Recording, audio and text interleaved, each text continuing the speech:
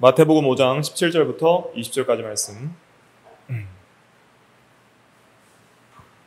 다 같이 읽어볼까요? 같이 읽겠습니다. 시작. 내가 율법이나 선지자를 폐하러 온 줄로 생각하지 말라. 폐하러 온 것이 아니요 완전하게 하려 함이라. 진실로 너희에게 이르노니 천지가 없어지기 전에는 율법의 1.1획도 결코 없어지지 아니하고 다 이루리라. 그러므로 누구든지 이 계명 중에 지극히 작은 것 하나라도 버리고 또 그같이 사람을 가르치는 자는 천국에서 지극히 작다 일컬음을 받을 것이요 누구든지 이를 행하며 가르치는 자는 천국에서 크다 일컬음을 받으리라. 내가 너희에게 이르노니 너희 의가 서기관과 바리새인보다 더 낫지 못하면 결코 천국에 들어가지 못하리라. 아멘. 네. 이 시간은 종말론 10번째 시간으로서 하나님 나라의 의라는 제목으로 하나님 말씀을 증거하겠습니다. 프린트는 총 4페이지인데요. 좀 너무 글이 많아서 좀 읽기가 어려우시겠지만 제가 핵심만 간단하게 좀 증거하도록 하겠습니다. 하나님 나라라는 제목인데 먼저 우리가 알아야 될 것은 무엇이냐면 하나님의 나라는 의의 나라라는 것이에요. 그래서 베드로후서 3장 13절에 보면 그 밑에도 있거든요. 우리는 그의 약속대로 의가 있는 곳인 새하늘과 새 땅을 바라보도다 그랬죠. 그래서 완성된 하나님의 나라, 미래적 하나님 나라의 성취, 극치, 또 완성될 미래적 하나님의 나라가 이제 새하늘과 새 땅인데 거기는 이제 의가 있는 곳이라 그랬습니다. 하나님이 의로운 분이시고 하나님의 나라는 당연히 하나님이 다스리시는 통치의 세계이니까 그의 나라도 의의 나라일 수밖에 없는 것입니다. 그래서 하나님의 나라는 의인들만 들어갈 수 있는 나라고 그곳은 의와 평강과 희락이 넘치는 나라입니다. 어떤 죄도 없고 악도 없고 좋지 않은 것도 없는 완전히 새로운 나라가 하나님의 나라예요.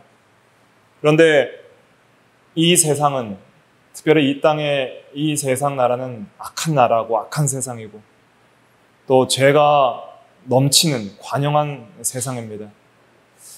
그래서 하늘, 즉 보이지 않는 세계, 하나님이 가장 영광 받으시는 하늘과 천사들의 거처는 여전히 의의 나라예요. 그래서 뜻이 하늘에서 이루어진 것 같이 땅에서도 이루어지다라는 주기도문의 그 말씀은 소위를 문답은 이렇게 해석하죠. 하늘에서 천사들이 온전히 하나님을 순종하는 것처럼 땅에서도 온전히 순종하게 하소서 이렇게 해석을 하는데 그러니까 보이지 않는 하늘은 그러니까 온전한 의의 나라 그 다음에 도덕적 피조물인 천사들이 온전히 순종하는 나라 또 그곳에 이미 육체의 죽음을 통해 들림을 받은 의인의 영들이 온전히 의롭게 순종한 나라예요. 거긴 의의 나라예요 이미. 근데 여전히 이 땅은 죄악이 관영하고 공중의 권세 잡은 자 마귀가 역사하고 죄인들이 들끓는 세상이고 여전히 성도 안에도 부패한 죄성이 잔존하는 그러한 세계이죠. 그래서 이 하나님의 나라라고 했을 때에는 여러분들 이렇게 생각하셔야 돼요. 온 땅과 하늘을 하나님이 주권적으로 다스리시지만은 성경에서 하나님의 나라라고 했을 때에는 특별히 좁은 의미로서 하나님의 통치가 구속사적으로 실현되는 것을 하나님의 나라라고 하는 거예요. 이 구속사라는 것은 구속의 역사를 가리키는 거예요. 이 시간과 공간 속에서 창세 이후로 타락 이후로 하나님이 구속의 역사를 이루어 나가시는데 그래서 한번 따라해 보실까요? 구속의 역사, 구속의 역사. 구속의 역사가 성경이에요. 성경의 기록은 구속의 역사예요. 세상 역사를 다 기록한 것이 아니라 하나님이 어떻게 이 구속을 이루어 나가시는지 그 역사를 기록하는 거예요. 그래서 하나님의 나라는 하나님의 통치가 구속사적으로 실현되는 거예요. 이걸 좀 더 간단하게 표현하면 어떻게 표현할 수 있어요? 이걸 외워놓으셔야 돼요. 하나님의 통치가 구속사적으로 실현되는 것. 이런 걸 좀 외우시고 그 다음에 가장 간단하게 하면은 한번 따라 보실까요? 이거 각주 1번에 보니까 하나님의 구속적 통치라 그랬는데 한번 따라 보세요. 하나님의 구속적 통치. 하나님의 구속적 통치. 예, 이게 하나님의 나라예요. 그러니까 통치는 통치인데 하나님이 다 다스리시죠. 마귀도 다스리고 지옥에서도 다스리고 지옥에서도 하나님이 왕이세요. 진노하시는 하나님으로 다스리세요. 근데 하나님의 나라라고 했을 때는 그것은 하나님이 구속적 통치를 하는 거예요. 구속에는 뭐가 포함하냐면 두 가지가 포함되는데 구원과 심판이 포함돼요. 그러니까 죄인을 죄와 사망과 마귀의 권세에서 건져내는 게 구속이에요. 해방시켜서 피로 값주고 사셔서 건져내는 것, 그걸 구속이라고 하고. 근데 구속은 반드시 심판과 같이 가야 돼요. 자, 죄인을 죄로부터 구원해내려면 뭘 심판해야 돼요? 죄도 심판해야 되고, 마귀도 심판해야 되고, 사망도 심판해야 되고, 악한 세상도 심판해야 돼요. 그래서 어떤 심판과 그 구원은 같이 가는 거예요. 구속에는 심판과 구원이 다 들어있어요. 그래서 이스라엘 백성들이 애굽에 종살이 할 때 애굽의 종살이로부터 구속시켜서 해방시키려면 애굽을 어떻게 해야 돼요? 심판해야 되는 거예요. 10가지 재앙으로 심판해야 되는 거예요. 마귀의 종노릇하고 죄와 사망의 종노릇하는 자를 건져내려면 마귀와 죄와 사망을 심판해야 되는 거예요. 그래서 그 구속적 통치는 언제부터 일어났어요? 하나님의 나라의 구속적 통치는 언제부터 일어났어요? 아담과 하와가 범죄한 그 직후부터 일어나는 거예요. 그래서 창세기 3장 15절 한번 찾아보세요. 이거 한번 찾아볼게요. 창세기 3장 15절 원복음이죠. 창세기 3장 15절 같이 읽어볼게요. 시작. 내가 너로 여자와 원수가 되게 하고 내 후손도 여자의 후손과 원수가 되게 하리니 여자의 후손은 내 머리를 상하게 할 것이요 너는 그의 발꿈치를 상하게 할 것이니라 하시고. 예. 하나님께서 범죄한 직후에 아담과 하와를 즉시 멸망시키지 아니하시고 구속적 통치를 시작하시는 거예요. 그래서 그냥 하나님이 주권적으로 이렇게 말하신 거예요.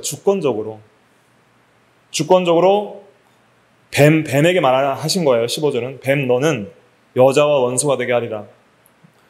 뱀 너를 내가 심판하고 여자를 너와 친하게 너와 연합한 자가 아니라 너랑 연합해서 죄를 지었지만 너와 이제 원수가 되게 하고 건져내겠다는 거예요.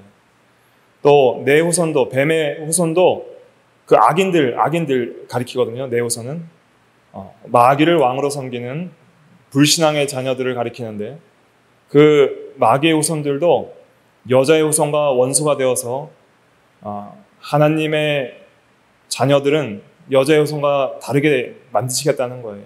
구속하시겠다는 거예요. 그리고 그 여자의 후손 중에 예수 그리스도가 나셔서 뱀의 머리를 상하게 한다는 거예요. 뱀을 심판하겠다는 거예요.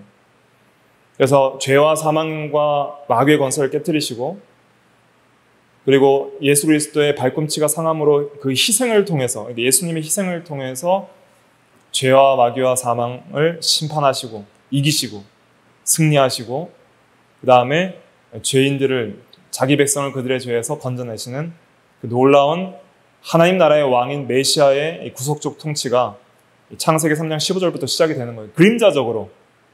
여기서는 실제로 예수님이 오셨어요? 안 오셨어요? 안 오셨죠.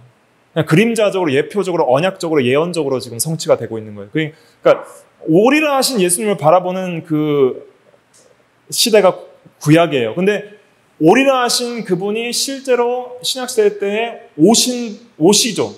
하나님 나라 왕이 오시죠. 왕의 오심, 왕의 도래. 그게 메시아의 그 성육신이에요. 예수님의 오심으로 실제로 구속과 심판을 언약하신 대로 이루신 거예요. 그래서 하나님의 나라는 실제적으로는 예수님의 초림을 통해서 실제적으로 임하는 거예요. 실체적으로 임하는 거예요. 구약에는 그림자적으로, 예표적으로, 언약적으로, 약속으로 임한 것이고요. 그래서 이 구속적 통치를 통해서 이 하나님의 나라는 그 의의 나라로 이제는 만들어 나가는 거예요. 구속적 통치를 통해서 죄인들을 구속하셔서 이 의의 나라인 하나님의 나라로 옮기시는 거예요. 이게 굉장히 중요한 겁니다.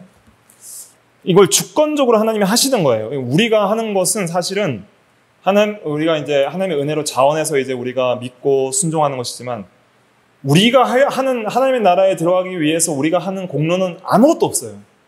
그냥 오직 하나님이 주권적으로 이 나라를 이루시는 거예요.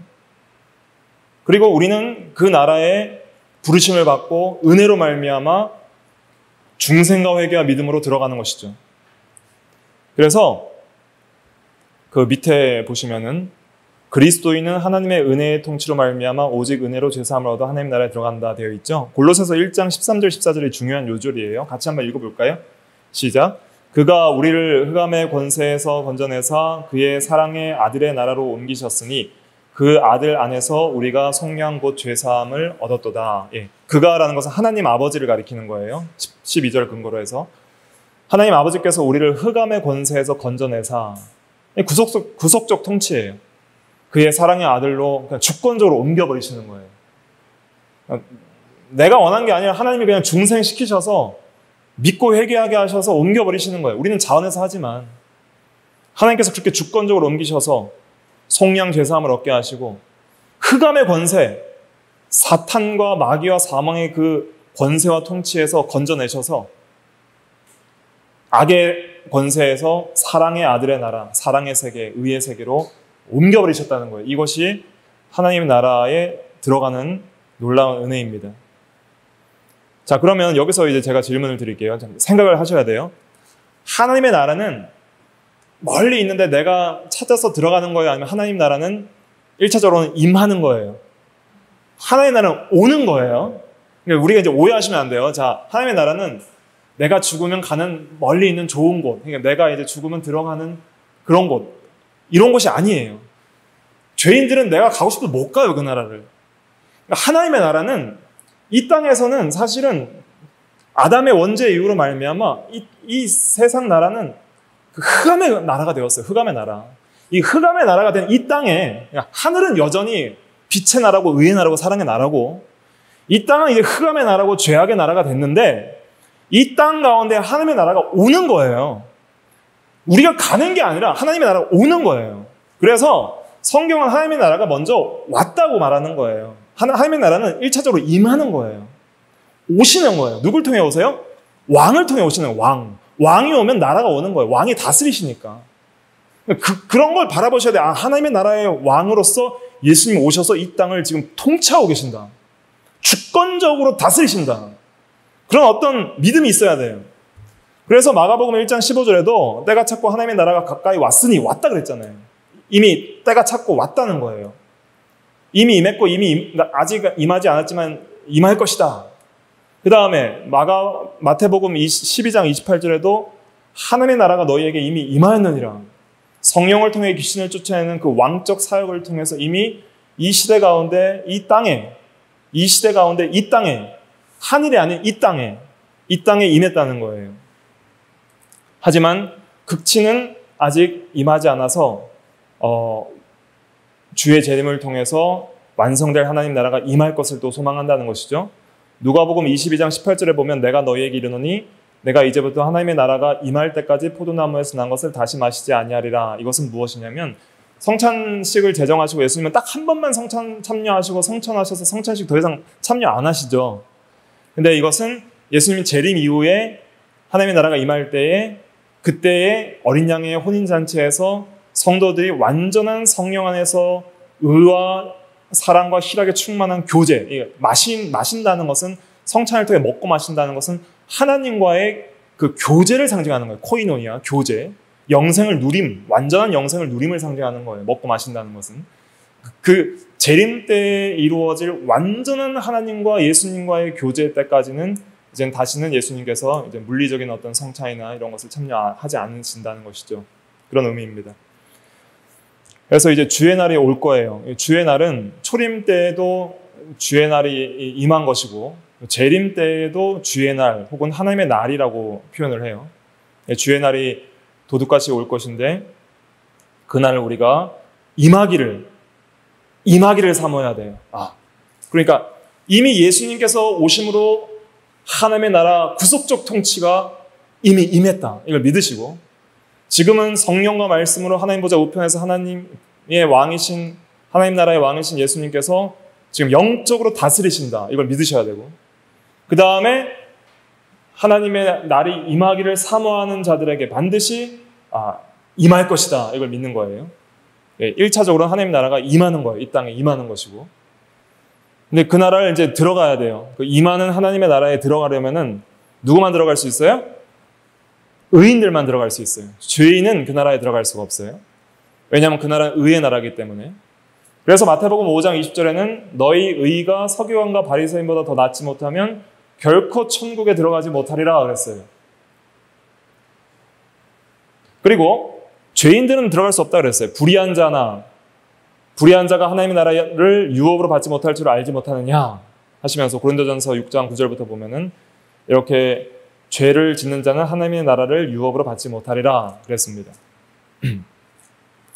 그러면 서기관과 바리새인들은 어떤 사람이었는가? 바리새인들은 이제 자기 행위로 율법을 철저히 지켜야 된다고 생각하는 사람들이었고, 특별히 이제 서기관들의 이제 제자들이었어요. 서기관들은 성경을 이제 베껴서 필사하는 사람들이고, 성경을 기록하는 이 기록자들이거든요. 서기관들은 기록자들 뿐 아니라 성경 교사들이었어요. 그래서 성경을 철저히 연구했고, 그 다음에 이들은 하나님 나라에 들어가려면 그 율법을 철저하게 행위적으로 지켜야 된다고 생각을 했기 때문에 여러 가지 율법을 어떻게 지키는 것이 바르게 지키는 것인지에 대한 사람의 계명들, 특히 구전 율법들이라는 것을 만들어 놓았습니다. 뒤에서 좀 간단히 살펴보겠지만은, 그래서 예를 들면 안식일을 기억하여 거룩하게 지키라. 여섯 동안은 힘써 일할 것이나 안식일은 일하지 말라 그랬죠. 그럼 안식일에 하는 일이 뭐냐, 이런 것들을 세칙으로 철저하게 막 규정을 한 거예요.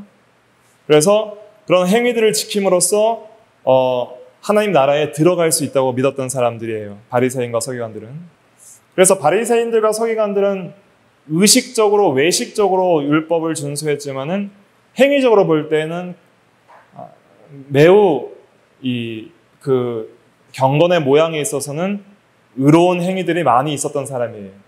특별히 드러나는 죄를 짓지 않았던 사람들이었죠. 그러나 우리 주님께서는 그런 행위의 율법을 지켜서 들어갈 수 있는 것이 아니라 하나님의 나라는 중생과 회개와 믿음을 통해 들어간다고 말씀을 하셨죠. 또 회개와 믿음도 하나님의 은혜라고 우리가 구원론때 공부했죠. 디모데후서 2장 25절에도 하나님이 그들에게 회개함을 주사 그랬어요. 회개도 하나님이 주시는 것이고, 또 믿음도 하나님의 은혜라고 에베소서 2장 8절은 말하고 있습니다. 그러면 여기서 마태복음 오늘 읽은 5장 20절이 주요 본문인데요. 마태복음 5장 20절에서 말하는 너희 의가 서기관과 바리새인보다 더 낫지 못하면 결코 천국에 들어가지 못하리라 했을 때, 이 의는 어떤 의일까요? 당연히 법적으로 오직 예수 그리스도를 믿음으로 말미암아 정가받는 그리스도의 의이겠죠. 기본적으로. 그래서 그리스도의 의가 없이는 우리는 하나님의 나라에 들어갈 수가 없어요. 그것은 법적인 자격이기 때문에. 그건 기본적으로 우리가 교리적으로 알고 있는 내용이고, 여기서 지금 주님께서 강조하시는 건 뭐냐면 법적인 의뿐 아니라, 법적인 의는 당연히 있어야 되고 실제적인 의도 지금 같이 말하고 있는 거예요. 너희의 실제적인 의로운 행실들이 마음과 말과 행실에 있어서, 실제로 서기관과 바리새인들은 외적으로 진짜 철두철미하게 지켰어요. 율법을. 그러니까 지금 우리가 그 사람들의 외식적 준수를 따라가려고 하면, 외식적으로 따라가려면 쉽지 않을 수 있어요. 우리는 너무 훈련이 좀 안 된 부분이 많거든요.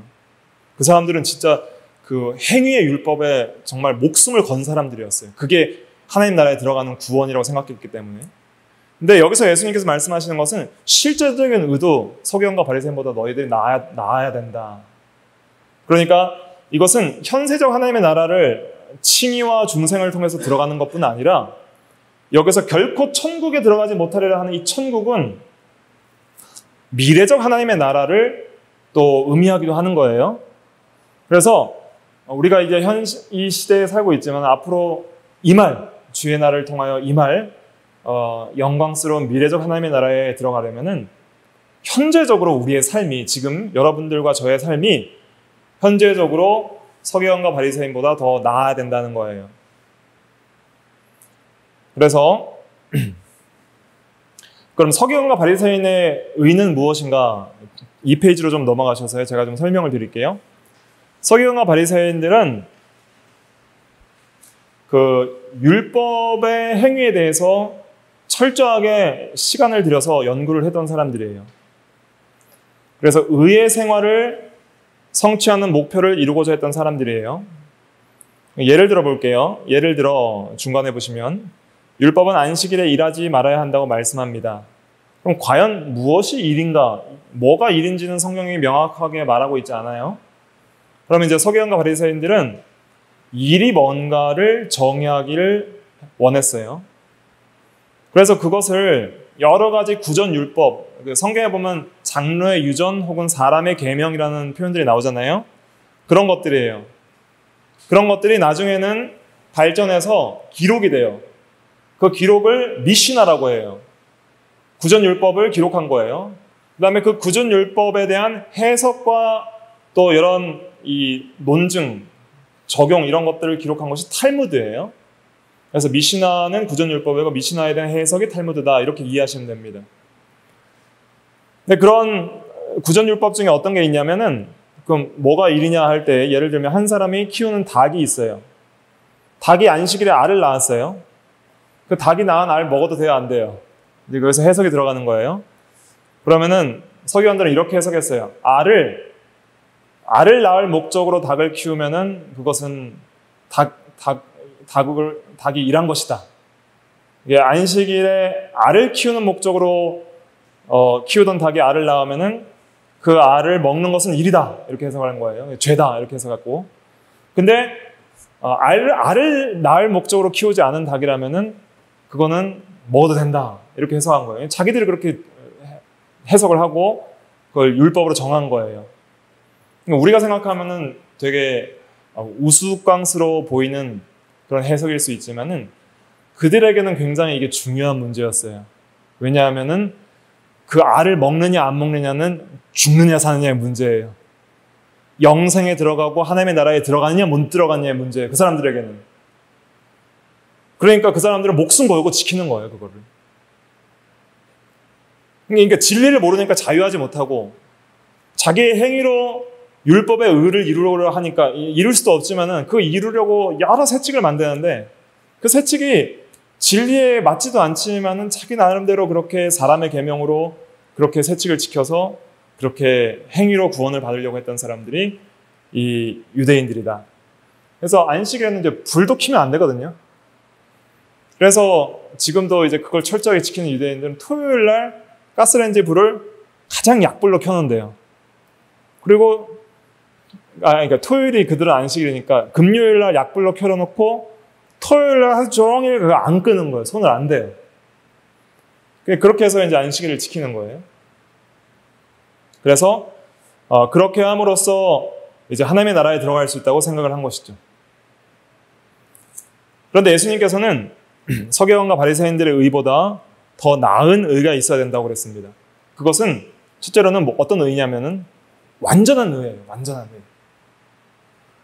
물론 우리는 예수 그리스도를 믿은 이후부터도 완전 성화와 완전한 의를 이루어나가지 못해요. 왜냐하면 여전히 우리는 부패한 성품이 잔재하고 있고 우리의 최고의 순종에도 어느 정도 악이 섞여 있기 때문입니다. 그래서 신앙고백서 그 16장 선행장에 있어서도 신앙고백서 16장 4항에 보면은 그들의 순종에 있어서 이 세상에서 도달할 수 있는 최고의 경지까지 이르는 사람이라 할지라도 의무 이상으로 하나님께서 요구하시는 것보다 더 많이 행할 수 있는 것은 아니다. 오히려 그들이 의무상 해야 할 많은 일들에 있어서 훨씬 미치지 못한다 그랬어요. 그러니까 여러분들이 예수 믿고 난 이후로도 최고의 경지에 가장 거룩한 상태에서의 거룩한 순종도 마땅히 해야 할 율법의 요구, 완전한 의의 요구에 훨씬 미치지 못한다 이렇게 말하고 있어요. 훨씬 미치지 못한다. 그러므로 우리가 실제적인 의에 있어서도 사실은 온전하지 못하죠. 그러나 먼저는 우리가 예수 그리스도를 믿음으로 받아가진 예수 그리스도의 전가된 의, 완전한 의가 있기 때문에 법적으로 의롭다 하심을 받은 그 때문에 우리가 하나님의 나라의 현재에 들어갈 수 있고요. 또 이제 하나님의 나라에 들어간 우리들은 하나님께서 우리를 다스리기 시작하는 거예요. 이게 굉장히 중요합니다.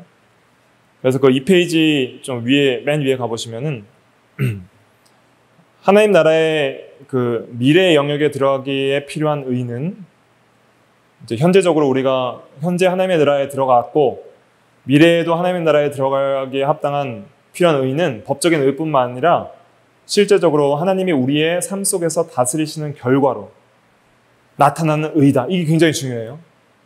그러니까 하나님께서 우리를 구속적으로 통치하시는 결과로 나타나는 의가 있어요.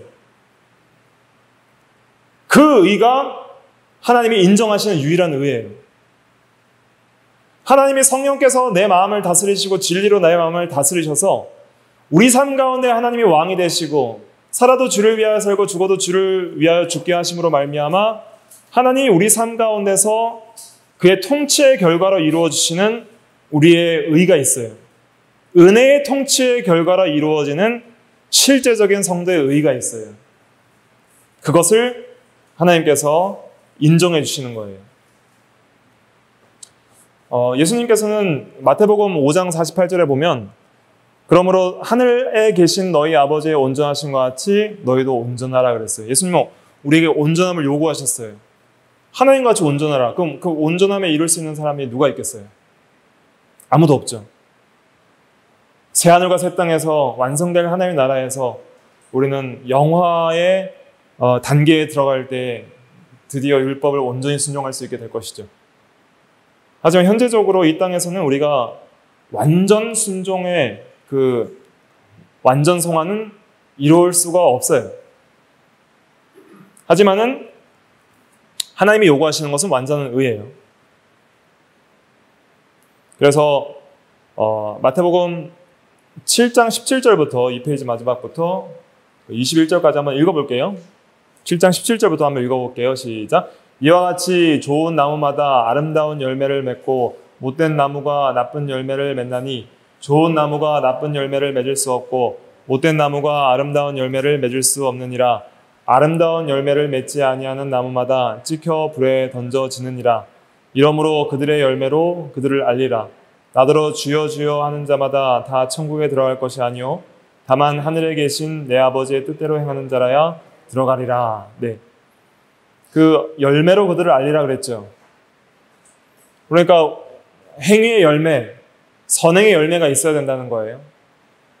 그리고 주여 주여 한다고 다 천국에 들어가는 것이 아니라 하늘에 계신 내 아버지의 뜻대로 행하는 자라야 들어가리라. 이것은 이제 미래적 하나님의 나라에 최종적으로 들어갈 수 있는 자들은 현재적으로 이렇게 아버지의 뜻대로 행하는 율법 순종의 온전한 요구들을 좀 힘써 이루어 나가기를 게을리하지 않는 그러한 자들이 들어간다는 거예요.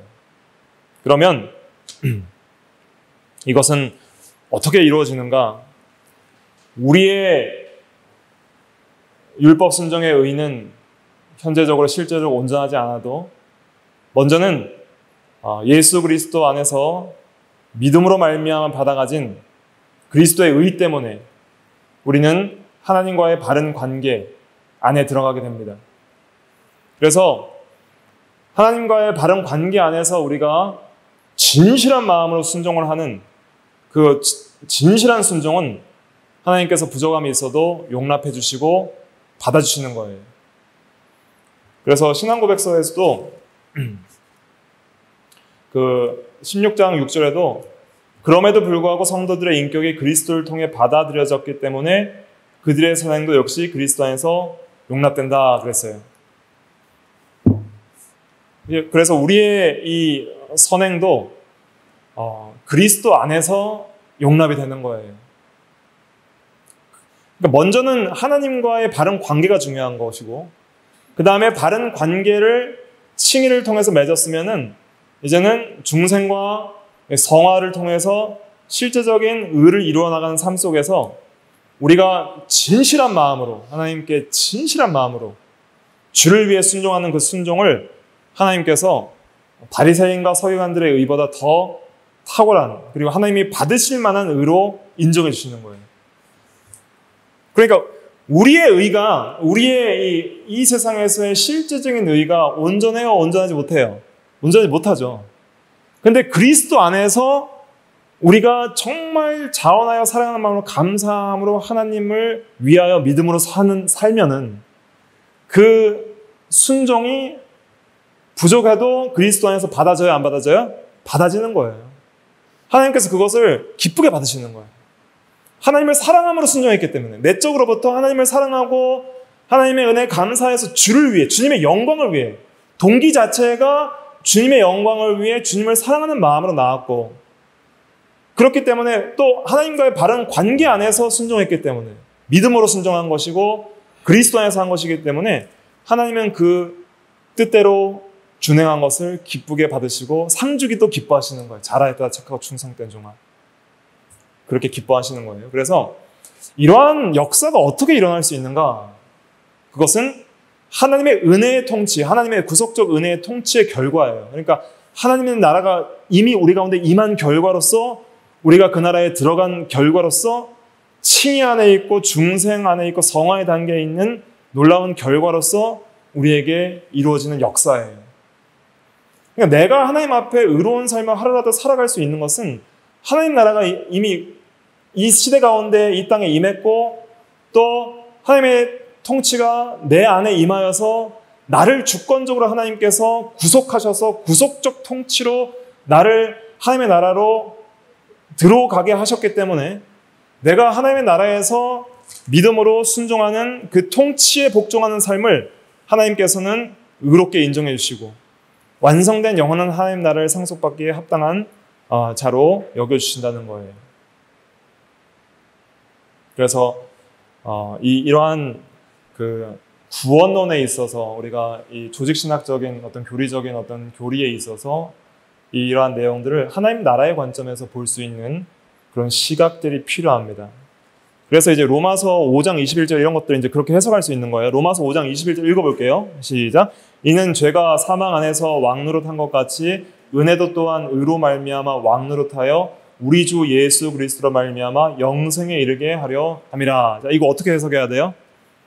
죄가 사망 안에서 왕노릇한 것, 이건 뭐예요? 흑암의 권세의 통치예요. 흑암의 권세의 통치에 우리가 사로잡혀서 죄와 사망 가운데 종노릇하는 삶을 살았다는 거예요. 근데 하나님 나라가 임했어요. 은혜의 구속적 통치가 임했어요. 그래서 은혜도 또한 의로 말미암아 우리를 다스리기 시작하는 거예요. 주권적으로 부르시는 거예요. 중생 내가 한 게 아니에요. 하나님이 주권적으로 중생의 은혜는 하나님의 주권적인 말씀과 성령의 오직 하나님의 주권적 단독적 역사예요. 그래서 나사로가 살고 싶어서 살았어요? 누가 불러서 살았어요? 예수님이 부르신 거예요. 나사로야 나오라. 그것처럼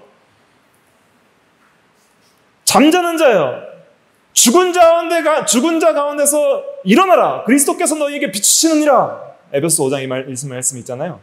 그 말씀처럼 우리를 흑암의 권세에 사로잡혔던 우리를 그리스도께서 성령과 말씀으로 부르시는 거예요. 그렇게 우리를 부르신 거예요. 그게 하나님 나라의 구속적 통치예요. 그렇게 부르실 때 우리가 그 세력에서 벗어나는 거예요. 그러니까 내 힘으로 죄와 사망에서 벗어날 수 있어요, 없어요? 뭐 안 되는 거예요. 근데 하나님께서 구속적 통치로 내 힘으로 벗어날 수 없는 그 세력에서 그냥 끄집어내시는 거예요. 예수 그리스도의 대속의 희생 공로로 인해서 그 세력을 이기시고 끄집어내시는 거예요. 그래서 은혜도 또한 의로 말미암아 우리를 왕노릇하기 시작하는 거예요. 이 세계에 들어가야 진짜 서기관과 바리새인보다 더 나은 의를 이룰 수 있는 거예요. 법적으로 의롭다 하심을 받을 뿐 아니라 실제적으로 은혜가 의로 말미암아 왕노릇하는 세계에 들어가서 이제는 죄를 짓지 않을 수 있는 상태에 들어가서 정말 자원하여 하나님 앞에 무릎 꿇고 감사하여 순종하는 그 세계, 진심을 다해서 순종하는 그 세계에 들어가서 그렇게 사는 세계가 그게 영생이에요. 영생. 그러니까 예수 그리스도로 말미암아 영생에 이르게 함이라. 이 영생은 어느 나라의 생명이라 그랬어요? 하나님 나라의 생명. 그러니까 하나님 나라에서 들어가서 누리는 그 생명이에요. 그 영생은 칭의적인 면도 있고 중생, 성화, 영화 다 포함된다 그랬잖아요. 그러니까 현재적으로 하나님 나라에서 하나님의 통치에 복종하면서 하나님과 바른 관계 속에서 의와 평강과 희락을 누리면서 순종하는 그 세계, 하나님의 구속적 통치에 순종하는 그 세계에 들어간 게 영생을 누리는 거예요. 근데 앞으로 우리가 완성될 하나님의 나라, 새하늘과 새 땅에서 부활하여서 영화되어서 누릴 그 영생을 우리는 소망하고 있죠. 그러니까 그 모든 걸 다 포함하는 거예요. 구속사적으로. 그러니까 구속사적인 실현이라는 게 이런 거예요. 그러니까 영생도 스펙트럼이 커요. 칭의적 영생, 중생, 성화, 영화, 부활, 그 하나님 나라에 완성될 새하늘과 새 땅에서 누릴 영생까지 스펙트럼이 큰 거예요. 거기에 이르기까지 은혜는 의로 말미암아 왕노릇하는 거 계속 다스려요.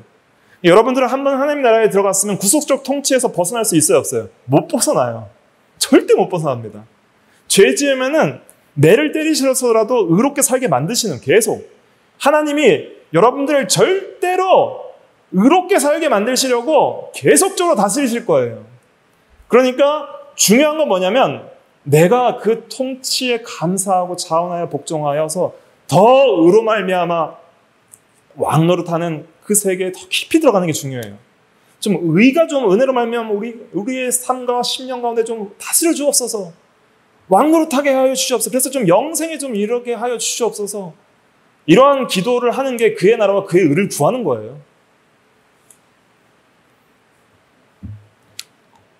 로마서 6장에도 보면은 17절에 하나님께 감사하리로다. 너희가 본래 죄의 종이더니 너희에게 전하여 준 바 교훈의 본을 마음으로 순종하여 죄로부터 해방되어 의에게 종이 되었느니라. 이런 것도 하나님의 구속적 통치의 관점에서 볼 수 있는 거예요. 로마서 6장 22절도 읽어볼게요. 시작. 그러나 이제는 너희가 죄로부터 해방되고 하나님께 종이 되어 거룩함에 이르는 열매를 맺었으니 그 마지막은 영생이라. 이것도 하나님의 구속적 통치의 결과예요. 죄로부터 해방되어 하나님께 종이 되어 그 나라의 백성으로 하나님의 통치에 복종하고 순종하여 거룩함에 이르는 열매를 맺고 있으니 그 마지막은 영생이에요. 칭의와 중생과 성화로 시작해서 영화와 부활로 마칠 거예요. 그게 영생이에요. 하나님 나라에서 사는 생명. 얼마나 좋아요. 그게 영생이에요. 이 나라에 하나님께서 들어가게 하신 것 너무 감사한 거예요. 이미 들어간 것도 은혜이고 마침내 들어갈 것도 은혜로 들어가는 거예요. 그래서 우리가 추구해야 될 건 뭐냐면 이제는 하나님이 구속적 통치를 왜 쓰셨어요? 의롭게 살려고 하시는 거예요. 죄의 종노릇하는 데서 해방돼서 은혜로 말미암아 의가 왕노릇하는 세계에 들어가게 하시려고 하신 거예요. 그래서 우리가 그 의를 추구해야 됩니다. 그 의를, 그러니까 의에 줄이고 목마른 자가 돼야 돼요. 의에 열심히 있어야 돼요. 의를 이루고자 하는 마음이 있어야 돼요. 마태복음 6장 33절 읽어볼게요. 시작. 그런즉 너희는 먼저 그의 나라와 그의 의를 구하라. 그리하면 이 모든 것을 너희에게 더하시리라. 그의 나라를 구한다는 것이 하나님의 구속적 통치, 말씀과 성령으로 다스리는 하나님의 통치를 구하는 거예요. 내 안에 통치가 임하고 우주적으로 아멘 주 예수여 그 나라가 임하시옵소서, 주님을 통해 임하시옵소서라는 것도 구하고 사탄의 통치와 흑암의 통치가 멸망당하고 은혜의 통치가 흥왕하여서 영광의 나라가 속히 임하게 하옵소서. 그럼 우주적인 나라의 임함도 같이 구해야 되겠지만은 내 안에, 현재적으로 내 안에 하나님이 다스려 주옵소서. 왜냐하면 우리가 너무 순종을 못하니까, 너무 죄에 종노릇할 때가 많이 있으니까 하나님 제발 나를 좀 다스려 주시옵소서. 이거 간절히 구하셔야 됩니다. 하나님 나의 왕이 되셔서 나를 다스려 주옵소서. 내 마음을 붙드소서. 내 마음과 생각을 붙드소서. 나의 기도를 붙드시고 나의 말씀 생활을 붙드시고 나의 예배를 붙드시고 나의 가정과 사회생활을 붙드시고 나의 마음을 붙드셔서 나를 다스려 주옵소서. 그의 나라와 이게 그의 나라를 구하는 것이고 그의 의도 하나님 앞에 의로운 삶을 구하는 거예요. 그러니까 쉽게 말하면 굵은 글씨 하나님의 구속적 통치의 결과로 참된 의로운 삶이 이루어지는 것을 구하는 것이 그의 나라와 그의 의를 구하는 겁니다. 이거를 이거를 먼저 구해 나가면 이 세상에 뭘 먹을지, 뭘 마실지, 뭘 입을지 필요한 거 다 더하신다 그랬어요. 이게 먼저 돼야 되는 거예요. 왜냐하면 우리는 하나님 나라의 백성이기 때문에. 하나님 나라의 백성에게 가장 중요한 게 뭐예요? 의. 의 하나 이뤄나가는 것에 목숨 걸어야 돼요. 바리새인과 서기관들은 그 율법적 외형 준수에 목숨을 걸었다면 우리는 진짜 의, 하나님이 인정하실 의, 그리스도 안에서 성령을 통해 말씀으로 이루어지는 구속적 통치로 말미암는 결과가 이루어지는 진짜 의, 하나님께서 잘하였다 착하고 충성된 종이라 인정할 수 있는 그 의, 그 의가 얼마나 귀한지를 알아야 됩니다. 그 의 하나를 위해서 예수님 죽으신 거예요. 그 의를 우리에게 주시고 죽으시고 순종하신 거예요. 그래서 우리의 왕이 되신 거예요. 그러면 우리는 그 의의 삶을 드려야 됩니다. 그래서 하이델베르크 요르문답 3페이지 123문답 둘째 강구는 무엇입니까? 나라가 임하시오며 이런 강구입니다. 답을 읽어볼게요. 시작. 주님의 말씀과 성령으로 우리를 통치하사 우리가 점점 더 주님께 순종하게 하옵소서. 우리가 점점 더 주님께 순종하게 하옵소서. 이런 거를 사소하게 느끼시면 안 돼요. 이런 기도를. 너무 중요한 기도입니다. 여러분들이 주님의 말씀과 성령으로, 말씀과 성령 항상 기억하세요. 말씀과 성령 한번 따라 보실까요? 말씀과 성령, 말씀과 성령, 말씀과 성령으로 우리를 통치하사 우리가 점점 더 주님께 순종하게 하옵소서. 이것이 경험돼야 돼요. 깨달은 진리와 체험적 신앙으로 여러분들의 마음속에 경험돼야 됩니다. 아, 나 같은 죄인을 하나님이 다스리시는구나. 경험돼야 돼요. 죄의 세력에서 나를 건지시고 있구나. 경험돼야 돼요. 정말 의를 열망하게 하시는구나. 경험돼야 돼요. 그렇게 해서 죄악된 생각이 또 나가고 의로운 생각이 나의 마음을 사로잡구나. 어떻게 이럴 수가 있지? 경험돼야 되는 거예요. 그 나라가 임해야 됩니다. 이 경험이 없으면 의와 평강과 희락이 없어요. 하나님 나라의 기쁨을 누릴 수가 없어요. 그러한 경험된 사람들은 마음의 내적인 의를 가지게 됩니다. 내적인 의, 마지막 이것만 하고 마칠게요. 예수님의 가르침은 항상 마음의 내적 의를 강조했어요. 당연히 행함에 있는 외적 의는 같이 따라오는 겁니다. 열매로. 살인에 관해서는 예수님께서는 살인하지 말라는 것을 너희가 들었으나 형제에게 노하는 자마다 노하면 안 된다 그랬어요. 살인의 동기는 화를 내는 마음이기 때문에. 그다음에 형제를 라가라고 하면 안 된다 그랬어요. 라가는 뭐냐면 그 헬라어 원어는 라카예요. 라카. 라카는 뭐냐면 여기와 여기 사이가 비었다는 거예요. 골빈 놈이라는 뜻이에요. 골빈 놈. 머리 빈 놈. 근데 골빈 놈은 심한 욕이에요? 안 심한 욕이에요? 듣는 사람에 따라 심한 욕일 수 있지만 굉장히 상급 욕에 비해서는 그렇게 좀 또 안 심한 욕일 수 있어요. 여기서는 좀 그렇게 심한 욕은 아니에요. 그렇게 심한 욕은 아닌데 이런 욕을 하는 것 자체가 마음으로부터 형제를 미워하고 무시하는 마음으로 나온 거기 때문에 이건 아주 악한 죄다 이렇게 지금 예수님께서 정죄하는 거예요. 미련한 놈이라는 것은 그냥 단순히 미련한 놈이 아니라 여기서는 하나님에 대한 반역자, 배교자, 지옥 갈 녀석 이런 의미로도 쓰는 용어입니다. 그렇게 하는 자는 지옥불에 들어가리라. 그래서 마음으로부터 미워하는 것을 죄라 그랬어요. 미움, 이게 죄예요. 또 간음에 있어서도 음욕을 품는 것도 죄라 그랬고 또 맹세하지 말라는 이유는 뭐냐면은 맹세를 왜 해요? 말이 믿을만하지 않으니까 맹세하는 거예요. 그러니까 맹세하지 말라는 것은 모든 맹세를 금한다는 뜻이 아니라 너의 말이 진실하라 이런 뜻이에요. 거짓말하지 말라는 거예요. 한 번 말한 사람은 반드시 그것을 지킨다면 맹세까지 할 필요 있어 없어요? 없는 거예요. 그러니까 내가 할게 하면 하는 거예요. 못해 하면 못하는 거예요. 그러니까 옳다 아니라 하라. 그러니까 옳으면 옳다 그러고 아니면 아니라 그러고 할 수 있으면 한다 그러고 못하면 못한다 그러지. 맹세해놓고 거짓으로 지키지 않는 그런 신실하지 않은 사람이 되면 안 된다. 이 내적으로 신실하고 진실하고 거짓이 없는 내적 의가 있어야 된다는 거예요. 진실해야 된다는 거예요. 그래서 예수 믿는 사람들은 항상 진실해야 돼요.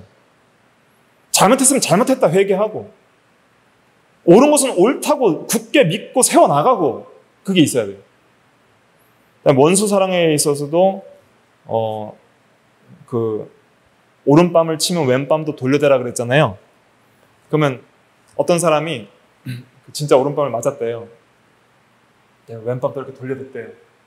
왼밤도 맞았대요. 그래서 옆에 있는 그리스도인이 야, 너 정말 대단하다.